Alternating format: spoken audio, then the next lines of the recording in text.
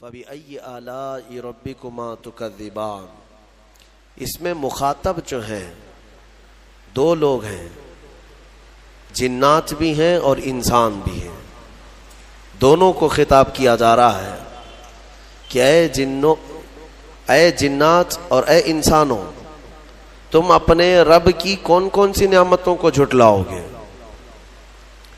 اس آیت کو 30 سے زیادہ مرتبہ دہرایا گیا سورہ رحمان میں۔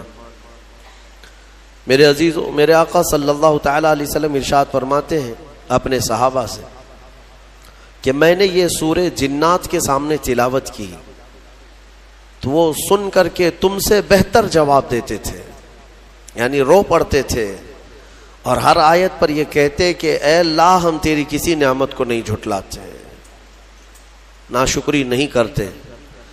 میرے عزیزو، اللہ تبارک و تعالی اپنے بندوں سے جو سب سے زیادہ پسند فرماتا ہے جو چیز، وہ شکر ہے، اور شیطان اگر سب سے زیادہ کسی چیز سے تمہیں دور کرتا ہے تو اللہ کے شکر سے ہی، کیونکہ اس نے چیلنج کیا ہے اللہ تعالیٰ کی بارگاہ میں۔ آیت کا حصہ میں آپ کے سامنے عرض کرتا ہوں۔ اللہ تبارک و تعالیٰ سے اس نے کہا لَأَقْعُدَنَّ لَهُمْ صِرَاطَكَ الْمُسْتَقِيمَ ثُمَّ لَآتِيَنَّهُمْ مِنْ بَيْنِ أَيْدِيهِمْ وَمِنْ خَلْفِهِمْ وَعَنْ أَيْمَانِهِمْ وَعَنْ شَمَائِلِهِمْ وَلَا تَجِدُ أَكْثَرَهُمْ شَاكِرِينَ۔ اللہ تعالیٰ سے چیلنج کرتے ہوئے کہتا ہے شیطان کہ مولا تیرے راستے پر میں بیٹھ جاؤں گا، سیدھے راستے پر، جو بھی اس پر چلے گا سیدھے راستے پر، میں کبھی اس کے دائیں جانب سے، کبھی بائیں، کبھی سامنے سے، کبھی پیچھے سے آ کر اسے ایسا ورغلاؤں گا کہ اے رب تو اپنے بندوں میں شکر کرنے والے نہیں پائے گا۔ شیطان بھی کس چیز کی وہ کر رہا ہے چیلنج میں؟ شکر کرنے والے نہیں پائے گا مولا تو۔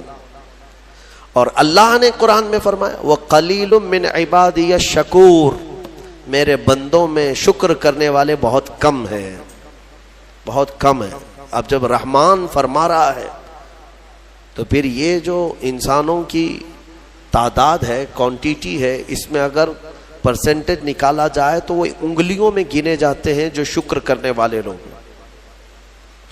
شکر اس کی اللہ تبارک و تعالیٰ نے فرمایا تم اگر شکر کرو گے لَإِن شَكَرْتُمْ لَأَزِيدَنَّكُمْ، میں زیادہ دوں گا، وَلَإِن كَفَرْتُمْ إِنَّ عَذَابِي لَشَدِيدٌ، اور اگر تم ناشکری کرتے ہو میری نعمتوں کی تو پھر سمجھ لو کہ میرا عذاب بہت ہی سخت ہے۔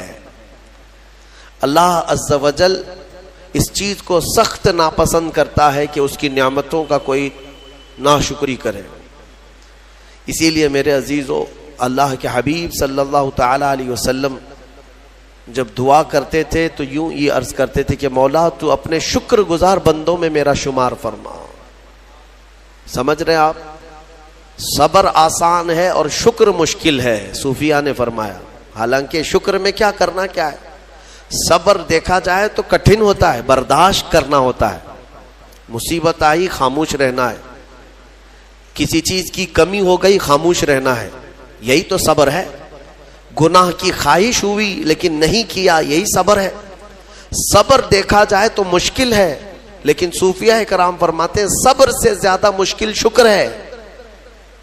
شکر ہے وہ کیسے؟ کہا کہ اس لیے کہ جب خوشیاں آتی ہیں تو عام طور پر انسان ہر چیز بھول جاتا ہے، اسے یاد ہی نہیں رہتا کہ دینے والے کا مجھے شکر بجا لانا چاہیے، وہ بھول جاتا ہے۔ یہی تو ہم نے دیکھا ہے۔ آپ تھوڑا سا تجزیہ کر کے دیکھ لیں اپنی زندگی میں، تھوڑا غور و فکر کر کے دیکھ لیں۔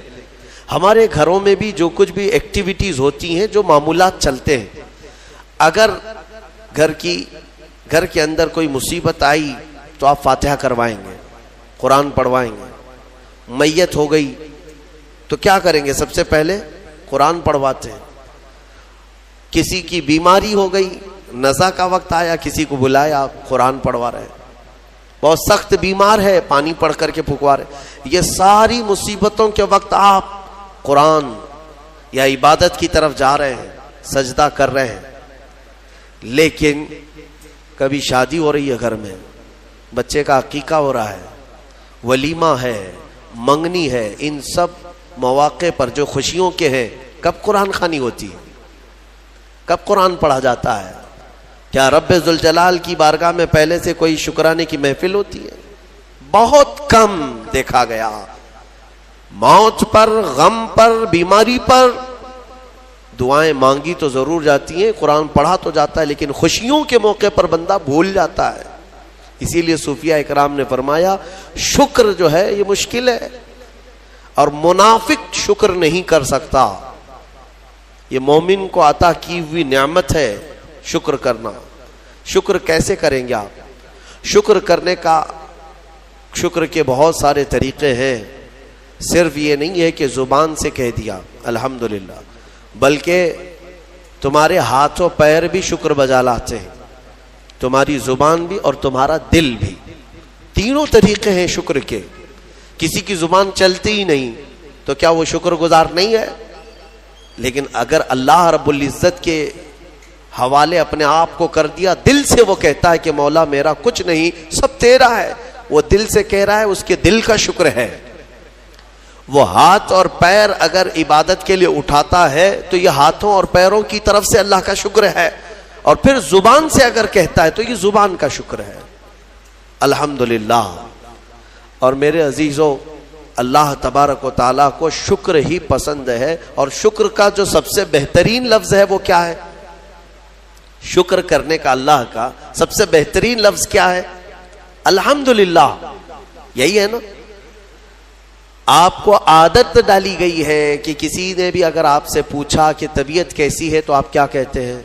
الحمدللہ، چاہے سر درد ہو ہی رہا ہو لیکن آپ کہتے ہیں الحمدللہ۔ یہ شکر کرنے کا سب سے بہترین لفظ کیا ہے؟ الحمدللہ۔ اب میں آپ کو بتاتا ہوں یہ سب سے بہترین لفظ ہے، اسی لیے دیکھو کہ اللہ نے اپنی کتاب، آخری کتاب قرآن بھی اپنے حبیب پر اتارا تو اس کا سب سے پہلا ورڈ کیا رکھا؟ الحمدللہ۔ الحمدللہ سے پورا قرآن شروع ہوا۔ پھر تم اگر مولا کی بارگاہ میں عبادت کے لیے کھڑے ہوئے، نماز کے لیے رکعت باندھے، امام اگر کہیں سے جہر میں شروع کیا تو کہاں سے؟ نماز میں بھی اگر امام قرات شروع کرتا ہے تو کہاں سے شروع کرتا ہے؟ الحمدللہ سے ہی شروع کرے گا۔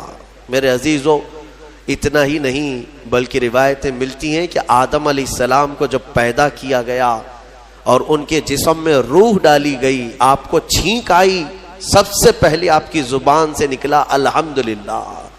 اس سے اندازہ کرو کہ میرا مولا شکر پسند کرتا ہے، شکر پسند کرتا ہے۔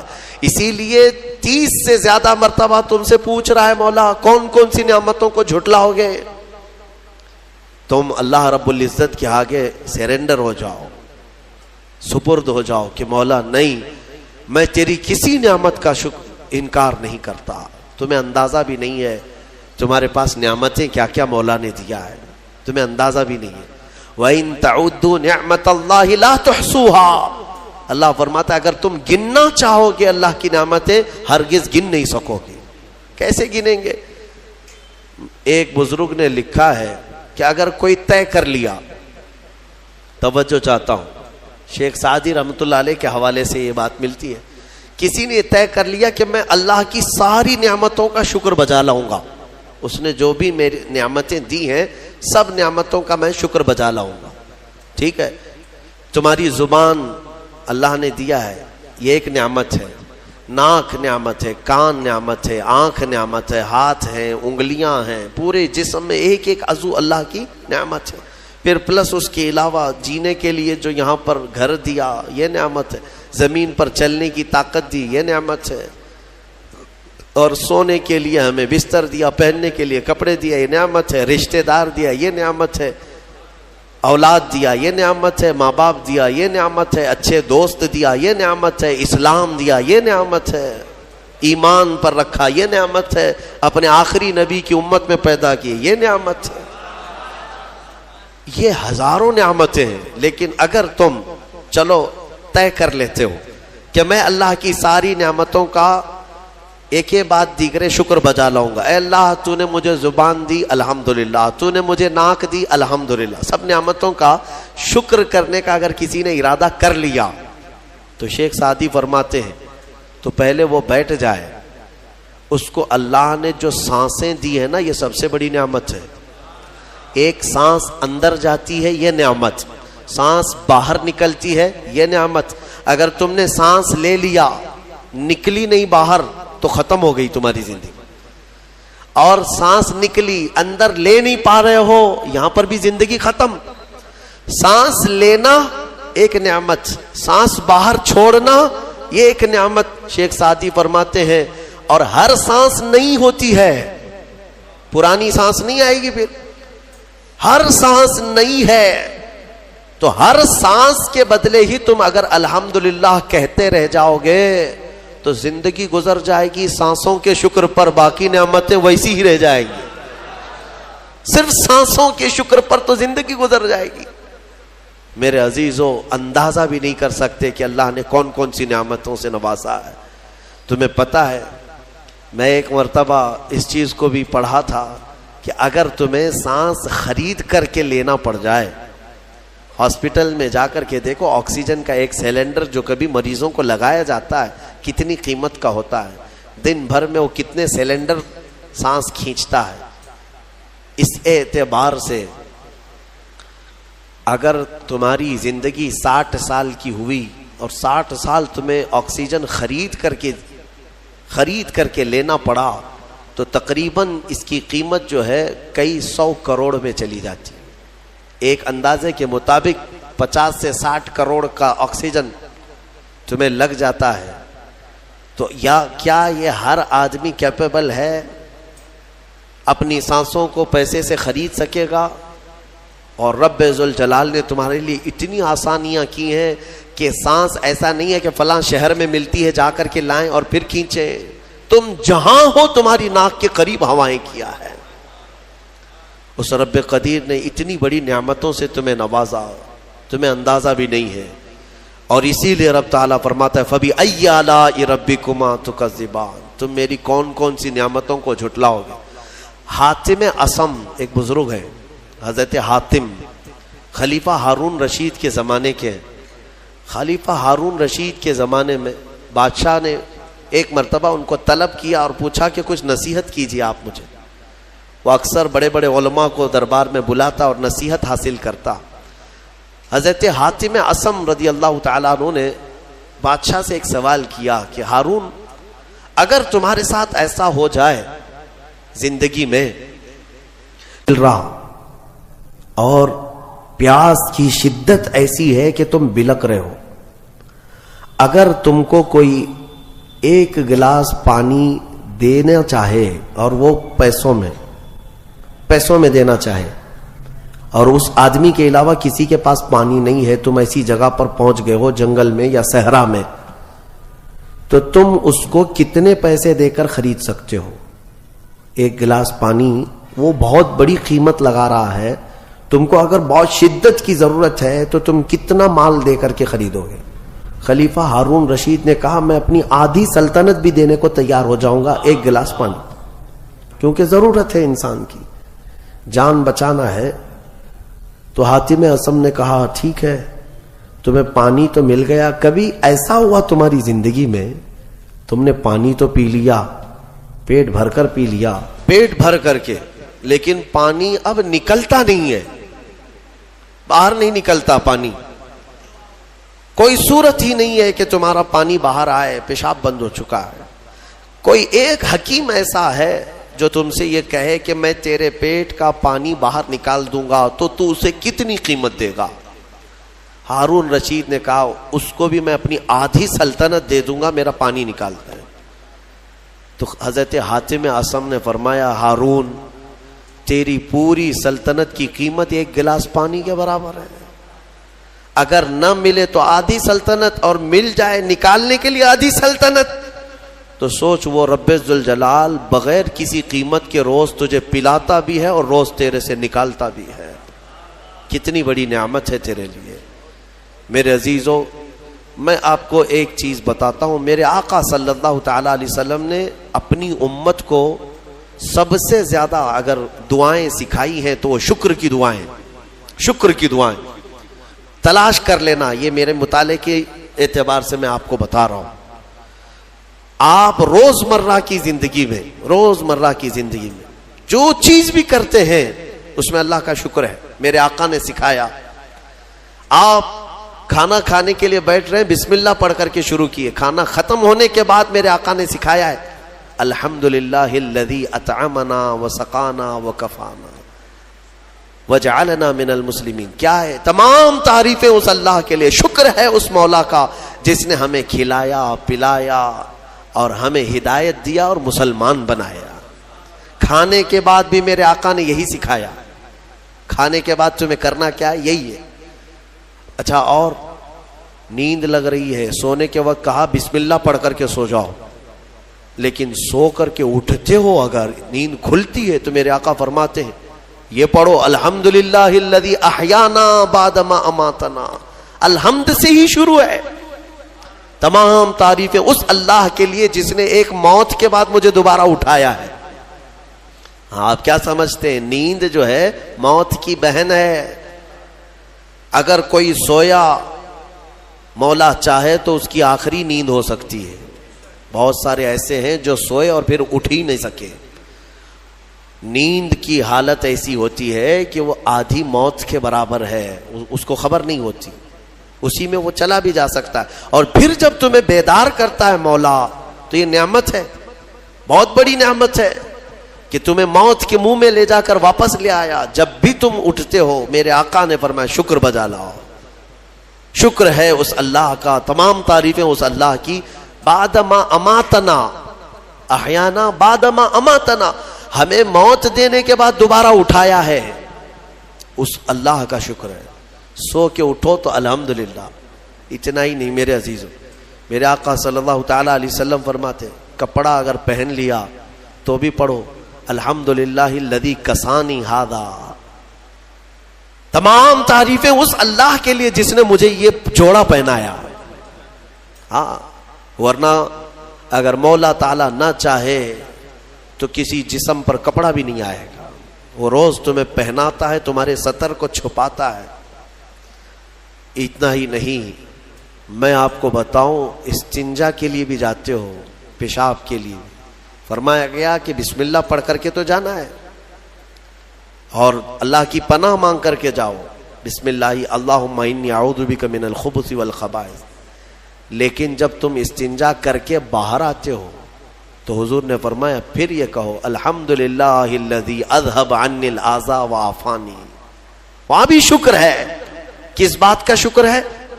تمام تعریفیں اس اللہ کی، اس کا شکر ہے جس نے اذیت دینے والی، تکلیف دینے والی چیز کو میرے جسم سے دور کیا. تمہیں اندازہ ہے زہر ہے یہ جو اندر استنجا جمع ہو جائے تو آسانی سے آج پیشاب کر لیتے ہو، آسانی سے آج تم حاجت کر لیتے ہو، پخانہ ہو جاتا ہے.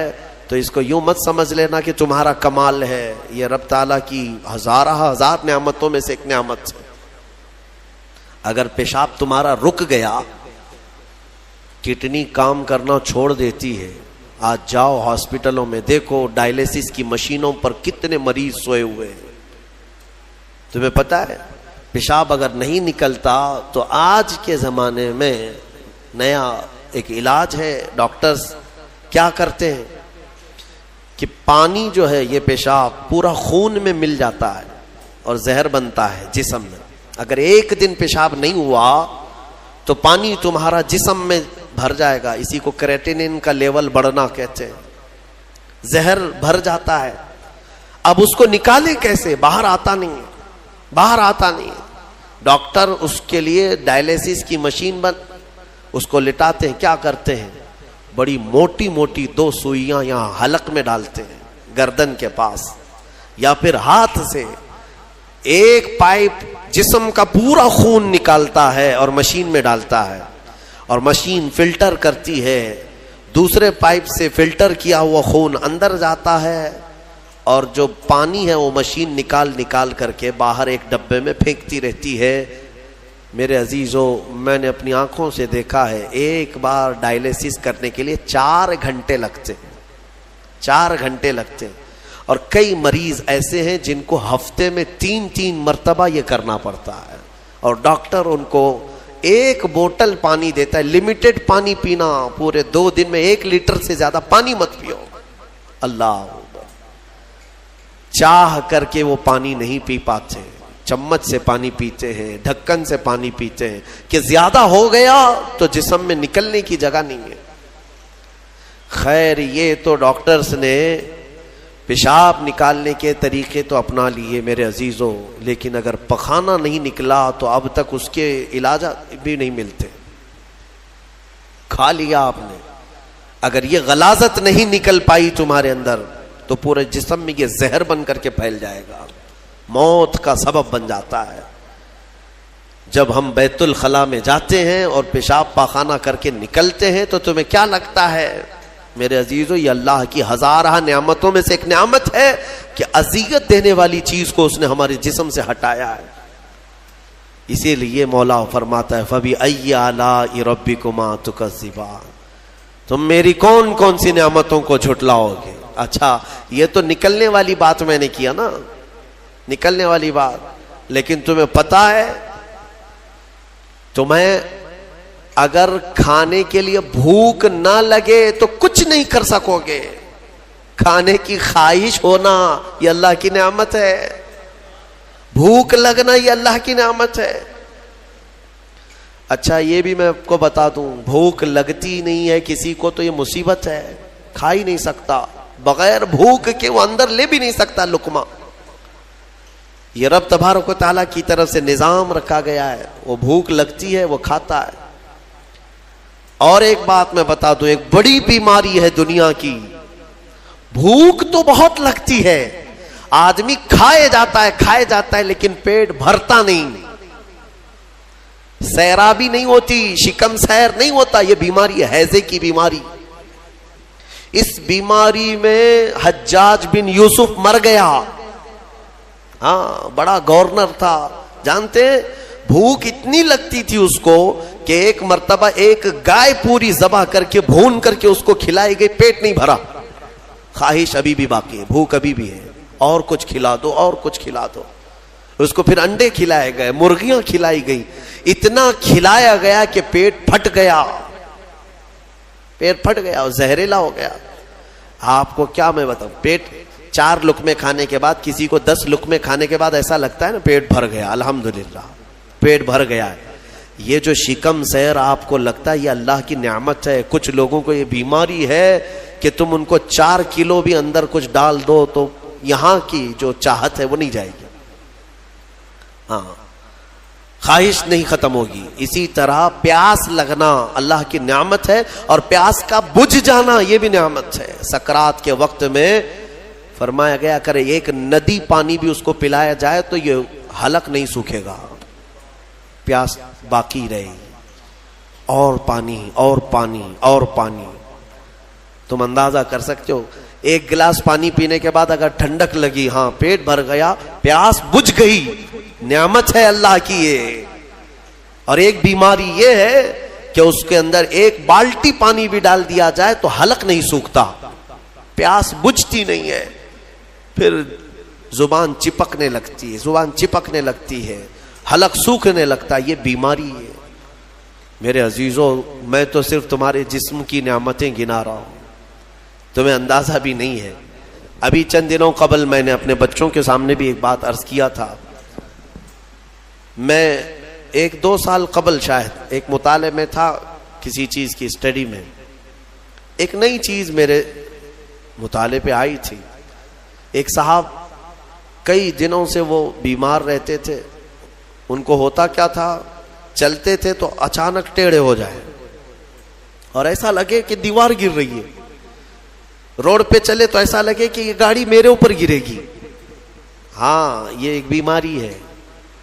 آپ زمین پر کھڑے ہوتے ہیں، 2 پیروں سے کھڑے ہوتے ہیں نا، بیلنس کیسے رہتا ہے تمہارا؟ یہ چاہے موٹے ہو تگڑے ہو لیکن سیدھے تو کھڑے رہتے ہو. اور چلتے ہو تو کیا ایک طرف جھک جھک کے چلتے ہو؟ کبھی ادھر کبھی ادھر نہیں. ہوائیں چاہے جتنی بھی آئیں آپ سیدھے چلتے ہیں. یہ کون ہے جو تمہارے بیلنس کو مینٹین کیا ہوا ہے؟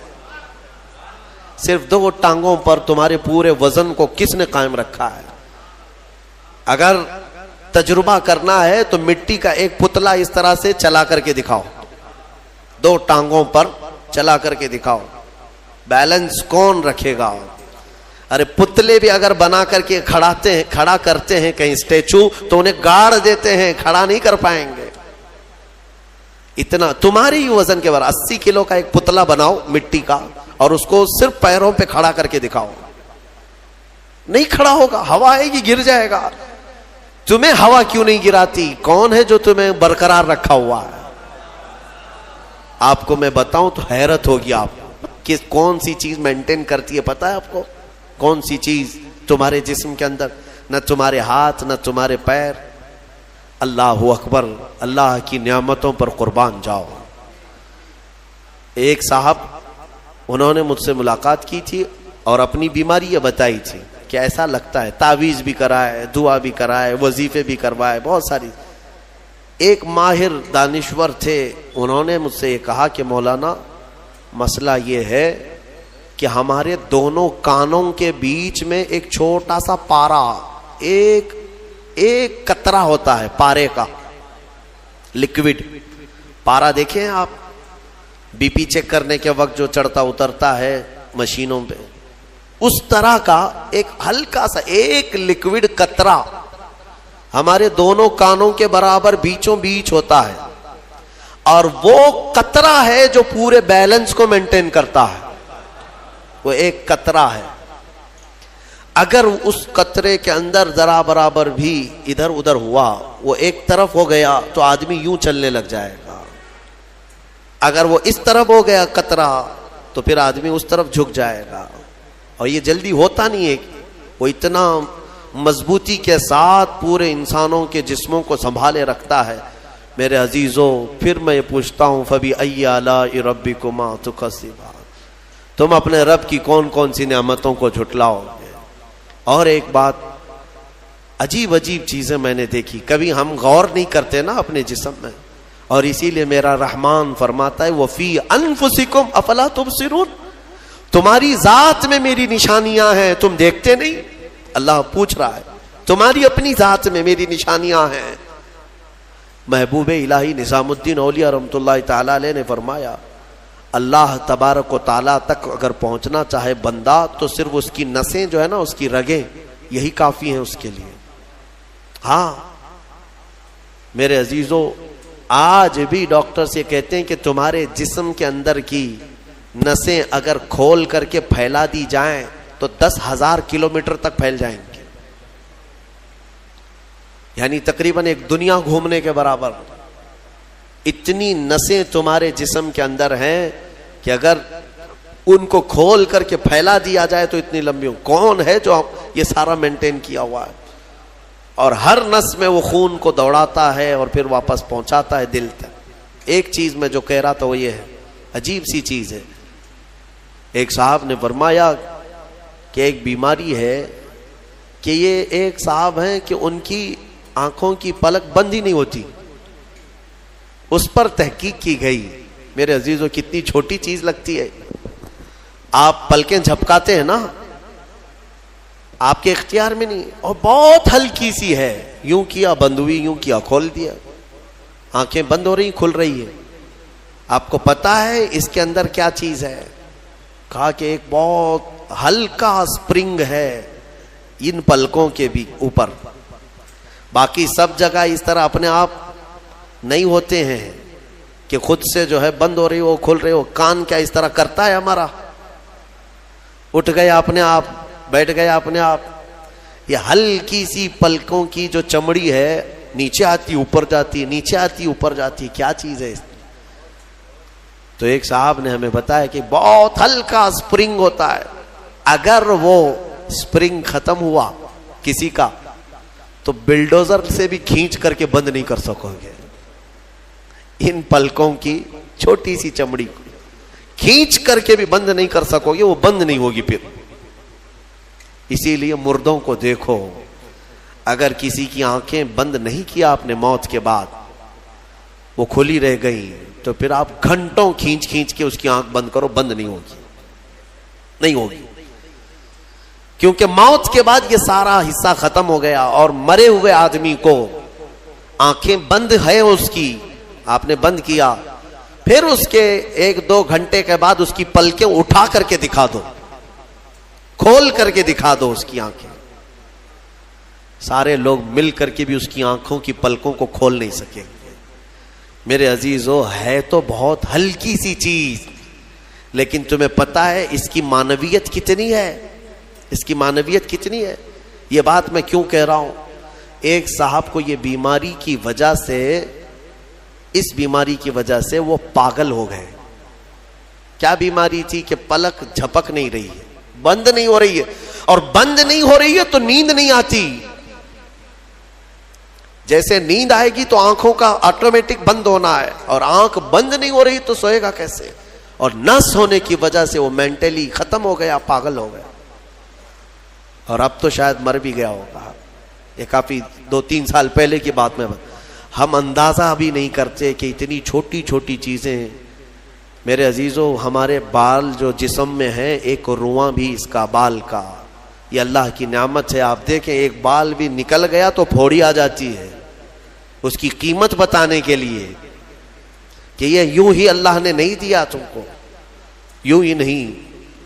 ایک خاتون کو میں نے دیکھا تھا، چھوٹی سی لڑکی تھی، وہ اس کے صرف یہ آنکھوں کے اوپر کی بھویں نہیں تھی اور بال کچھ بھی نہیں تھے، جس کی وجہ سے وہ اتنی ڈراؤنی لگتی تھی کہ بچے دیکھ کر کے بھاگ جاتے تھے. صرف یہ آنکھوں کے بال نہیں تھے، اور وہ چہرہ چھپائی رہتی. بہت بڑی ٹیلنٹڈ بچی، پڑھنے میں لکھنے میں ساری چیزوں میں بہت اچھی، لیکن اس کی وجہ سے وہ چہرہ چھپائی رہتی. اس دن مجھے محسوس ہوا کہ اگر ایک بھی چیز ہماری ادھر ادھر ہو جائے تو انسان کا سارا جمال ختم ہو جاتا ہے. اسی لیے میرے عزیزو، اللہ نے جو چیزیں تمہارے پاس آج دی ہیں، شکر بجا لاؤ، اللہ کا شکر بجا لاؤ. اور سورہ رحمان آج تم نے سنا ہے، بار بار مولا کی بارگاہ میں عرض کرو، مولا ہم تیری کسی نعمت کو نہیں جھٹلاتے، ہر نعمت پر تیرا شکر بجا لاتے. میں اپنی گفتگو کو سمیٹتے ہوئے آخر میں ایک حدیث سنا دیتا ہوں. اللہ کے حبیب صلی اللہ تعالی علیہ وسلم نے ارشاد فرمایا، آج ہی میں نے درس قرآن میں بھی سنایا تھا. حضور اکرم صلی اللہ علیہ وسلم نے فرمایا، 3 چیزوں کو غنیمت جانو. 3 چیزوں کے آنے سے پہلے پہلے. وہ 3 چیزیں کیا ہیں؟ توجہ سے سنو. میرے آقا فرماتے ہیں، جوانی ہے تو غنیمت جانو بڑھاپا آنے سے پہلے. جوانی کو غنیمت جانو بڑھاپا آنے سے پہلے. اس لیے کہ بڑھاپے میں جو کچھ ہوتا ہے وہ پھر وہ بوڑھوں کو معلوم ہے. ساری چیزیں ایک کے بعد دیگرے رخصت ہونے لگ جاتی ہیں. وہ طاقت نہیں، وہ قوت نہیں. بڑھاپے میں بہت خواہش تو ہوتی ہے کرنے کی، لیکن کر نہیں سکتا. اسی لیے جوانی کو غنیمت جانو. اے نوجوانوں، عیاشی میں برباد کرو گے تو پچھتاؤ. دوسری چیز میرے آقا فرماتے ہیں، آج صحت ہے تو صحت کو بیماری سے پہلے غنیمت جانو. بیمار ہونے سے پہلے دیکھو اپنے ہاتھوں کو، پیروں کو، سب صحیح سلامت ہے. آج آنکھ دیکھ رہی ہے، کان سن رہے ہیں، زبان بول رہی ہے، ہاتھ پیر چل رہے ہیں. شکر کرو اللہ کا. اس لیے کہ ہم نے دیکھا ہے چند دنوں کے بعد ایسی بیماریاں جکڑ لیتی ہیں، سجدہ کرنا چاہتا ہے لیکن پیر مڑتے نہیں، پیر جام ہو گئے. رکوع کرنا چاہتا ہے، کمر جھکتی نہیں.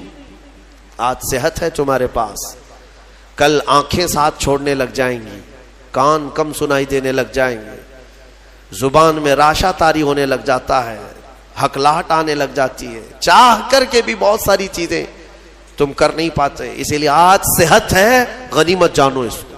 کوئی بیماری نہیں. آج چند ہی دنوں کے بعد دیکھنا کہ شوگر ساتھ، بی پی ساتھ، ایسے ساتھ ہوتے ہیں کہ پھر قبر تک نہیں چھوڑتے. ہاں آج صحت ہے، کل کسی کو کینسر ہوا تو پھر وہ جنازے کے ساتھ ساتھ کینسر جاتا ہے. کچھ نہیں کرتے، اور ان بیماریوں میں آنے کے بعد ان کو صحت کے دن یاد آتے ہیں. کاش جب میں اچھا بھلا تھا تو اللہ کی عبادت کرتا، بیمار ہوں کچھ نہیں کر پاتا. میں نے آپ کو اس سے قبل بھی بتایا تھا میرے عزیزو، ایک نوجوان کی بات مجھے بار بار وہ جھنجھوڑتی ہے۔ ممبئی شہر کے رہنے والا نوجوان، 22 سے 24 سال کا، باپ اکلوتے بیٹے کو بہت اچھا پڑھایا تھا، لندن بھیج کر کے پڑھایا تھا، اکلوتا بیٹا، بڑے باپ کا بیٹا ہے، اور 24 سال کی عمر میں اس کو بون کینسر ہو گیا، ہڈیوں کا کینسر ہو گیا۔ یونیورسٹی میں پڑھا اچھا، اور اس کے بعد پتہ ہی نہیں چلا، اچانک 3rd اسٹیج پہ پتہ چلا۔ پھر 6 مہینے شاید علاج کے لگے ہوں گے، ڈاکٹروں نے کہا کہ اس کو گھر لے جاؤ، اب کچھ نہیں ہوتا۔ گھر آیا تھا، اس کی ہڈیاں گل گئی تھی۔ ہاں، بون کینسر بڑا ڈینجر ہے، ہڈیاں جو ہے پاؤڈر ہونے لگ جاتی ہیں، اس کو اگر اٹھائیں تو پیٹھ کی ہڈی میں انگلیاں اندر جانے لگ جاتی ہیں۔ یہ کینسر بہت خطرناک قسم کا ہے۔ اس کے چند دن بچے ہوں گے اپنے گھر پر، علاج وغیرہ سب ختم ہو چکا۔ اس نے اپنے باپ کو ایک دن حسرت سے بلایا اور کہا، ابا میری وہ 10ویں کی 12ویں کی گریجویٹ کی یہ جو مارک شیٹ ہے، سند ہے، جو میں نے میڈل حاصل کی وہ کہاں ہے؟ کہا بیٹا سب سنبھال کے رکھا ہوں۔ کہا میں دیکھنا چاہتا ہوں۔ باپ نے وہ ساری چیزیں الماری سے اس کو دیا کہ یہ سرٹیفکیٹ ہے، یہ تیری سند ہے، یہ مارک شیٹ ہے، یہ ساری چیزیں ہیں۔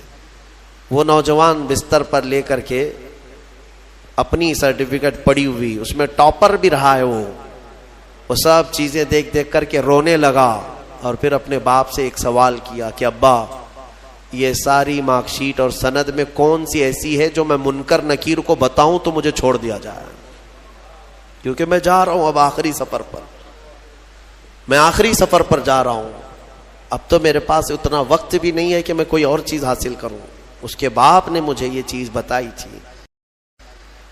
وہ کہتے تھے کہ مولانا آپ بچوں کو بتاؤ، واقعی صحت جب تک تھی تم نے نہ قرآن کی طرف توجہ دیا، نہ میرے رحمان کو راضی کرنے کی کوشش کی۔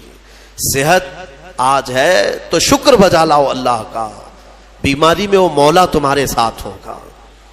2 چیزیں میں نے عرض کی ہے، جوانی کو غنیمت جانو بڑھاپا آنے سے پہلے، صحت کو غنیمت جانو بیمار ہونے سے پہلے، اور سب سے بڑی چیز میرے آقا فرماتے ہیں زندگی کو غنیمت جانو موت آنے سے پہلے۔ ہاں ٹھیک ہے، بڑھاپے میں کچھ تو کر سکتے ہو، بیماری میں کچھ تو کر سکتے ہو، مرنے کے بعد کیا کر سکتے ہو؟ تو اس لیے آج زندہ ہیں، اسی کو غنیمت جانو کہ اللہ ابھی تو ملک الموت نہیں آیا، ابھی تمہارے پاس ٹائم باقی ہے، سانسیں چل رہی، وقت باقی، صحت بھی ہے، جوانی بھی ہے، زندگی بھی ہے، تو سب ہے تمہارے پاس۔ پھر اللہ کی ناشکری کرنا میرے عزیزوں یہ سب سے بڑا گناہ ہے۔ اسی لیے میرے آقا صلی اللہ علیہ وسلم نے فرمایا معراج کی رات میں نے جہنم میں سب سے زیادہ عورتوں کو دیکھا۔ حضور سے پوچھا عورتوں نے کہ کس وجہ سے؟ حضور نے وجہ یہی بتائی، ہن یکفرن العشیر، وہ اپنے شوہروں کی ناشکری کرتی ہیں، ناشکری کرتی ہیں۔ کب تو نے میرے ساتھ اچھا کیا، یہ لفظ کہتی ہیں جس کی وجہ سے مولا ان کو جہنم میں پہنچایا۔ عورت اگر شوہر کی ناشکری کی وجہ سے جہنم میں ہے تو یہ بندے جو سیدھے رحمان کے ناشکرے ہیں وہ کس قدر جہنم میں جلیں گے۔ اس لیے میں ڈراتا ہوں اس بات سے کہ اللہ رب العزت کا شکر بجا لاؤ، جیسا رکھا ہے اس نے بہت ہے، بلکہ دیکھا جائے تو ہماری حیثیت سے زیادہ اس نے عطا کیا ہے۔ شیخ سعدی رحمۃ اللہ تعالی علیہ کی وہ بات یاد آتی ہے، ان کی چپل گم ہو گئی تھی، کانٹے اور کنکر چبھنے لگے، مسجد میں آئے سجدے میں رونے لگے، سفر میں ہوں مولا میری حیثیت ہی نہیں ہے کہ اب میں چپل بھی خرید سکوں، میں اتنا غریب اور مفلس ہو گیا ہوں۔ باہر نکلے تو دیکھا ایک آدمی پیر کٹا ہوا بیٹھا تھا جس کے دونوں پیر نہیں تھے، تو واپس گئے اور اللہ کا شکر بجا لانے لگے، اے مولا میری تو چپل ہی نہیں ہے، اس کے پاس پہننے کے پیر بھی نہیں ہے۔ اسی لیے اپنے سے چھوٹوں کو دیکھو اور شکر بجا لاؤ۔ ہاں میں اپنے نوجوانوں سے اسی لیے کہتا تھا کہ کبھی کبھار ہاسپٹل وزٹ کرو، جاؤ کینسر کے پیشنٹ کو دیکھو، وہاں پر کبھی چہرہ سڑا ہوا ہے، کسی کا گلا سڑا ہوا ہے، کہاں کہاں کیا کیا۔ میں جاتا ہوں کبھی تو وہ دیکھتے ہی رونے لگ جاتے ہیں۔ میرے عزیزوں وہ موت و حیات کے بیچ میں موجود ایک لاش کی طرح پڑے رہتے ہیں۔ تم دیکھو گے تمہیں اپنی صحت پر اللہ کا شکر کرنے کا جذبہ پیدا ہوگا کہ مولا تو نے مجھے ان سب بیماریوں سے محفوظ رکھا ہے، اسی لیے میرے آقا صلی اللہ تعالی علیہ وسلم نے بیماروں کو دیکھ کر، مصیبت زدہ کو دیکھ کر کے بھی جو دعا تعلیم دی وہ کیا ہے؟ اللہ تعالیٰ نے، اللہ کے حبیب نے یہی دعا سکھائی، الحمدللہ الذی فضلنا علی کثیر ممن خلق تفضیلا، الحمدللہ الذی عافانی مما ابتلاک بہ وفضلنی علی کثیر ممن خلق تفضیلا۔ اے مولا تیرا شکر ہے تو نے مجھے عافیت دی ہے، جس میں تو اس کو مبتلا کر رکھا ہے اس سے تو مجھے بچا کر رکھا ہے، اور سب پر تو نے، اکثر بندوں پر تو نے مجھے فضیلت دی ہے، مولا یہ تیرا شکر ہے۔ اسی لیے میں کہوں گا فَبِأَيِّ آلَاءِ رَبِّكُمَا تُكَذِّبَانِ، اے انسانوں اور جنات تم اپنے رب کی کون کون سی نعمتوں کو جھٹلاؤ گے؟ اگر جھٹلاؤ گے تو پھر پکڑ ہوگی۔